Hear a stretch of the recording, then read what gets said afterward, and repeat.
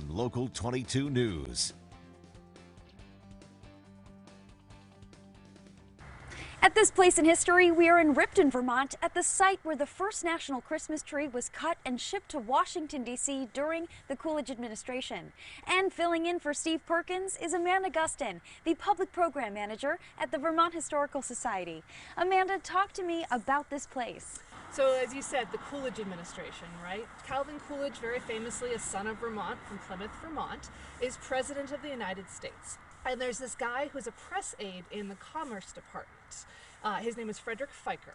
And he comes up with the idea, he says, you know what's the hot new thing this season? Christmas lights, electric Christmas lights. So he comes up with this idea to decorate a national Christmas tree on the grounds, outside the grounds of the White House. He's got the idea of like a really big tree, tons of lights, make a really big public statement about how electric Christmas lights can make for a really exciting holiday season.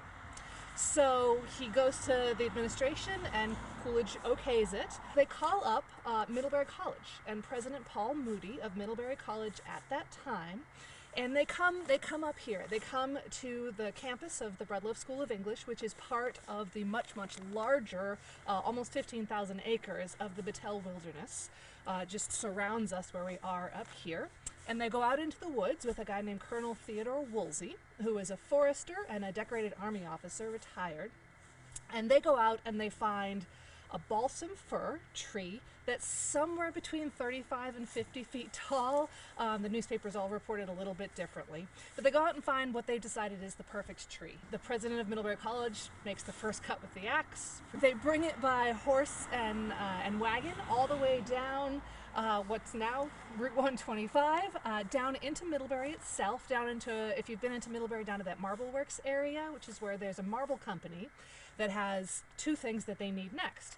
A crane that's capable of lifting a 35 to 50 foot tree, and access to the railroad lines.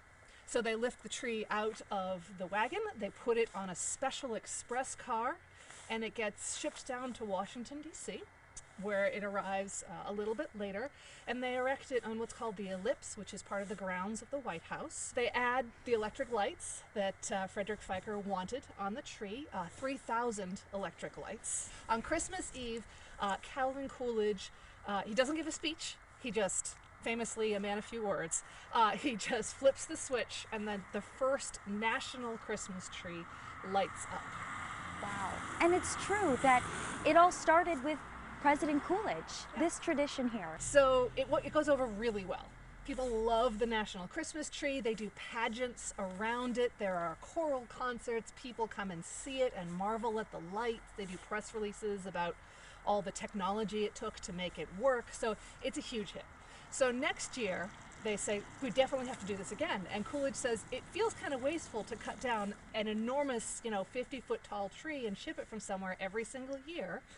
So he's against the idea of having a tree at all. So what they do is they source a live tree that they dig up, they carry the root ball, they package up the root ball, they bring it, and they plant it roughly where that first one was in 1923. And in the almost century since then, there have been a tree or a number of trees in that roughly that same spot. Sometimes they've been live trees, and over years those have died, and sometimes they've had to cut new ones, and it's a little bit more complicated from there, but the tradition did get started with Calvin Coolidge from Vermont and that Christmas tree from here on the grounds of Breadloaf. At this place in history. Local news that matters on Local 22 News.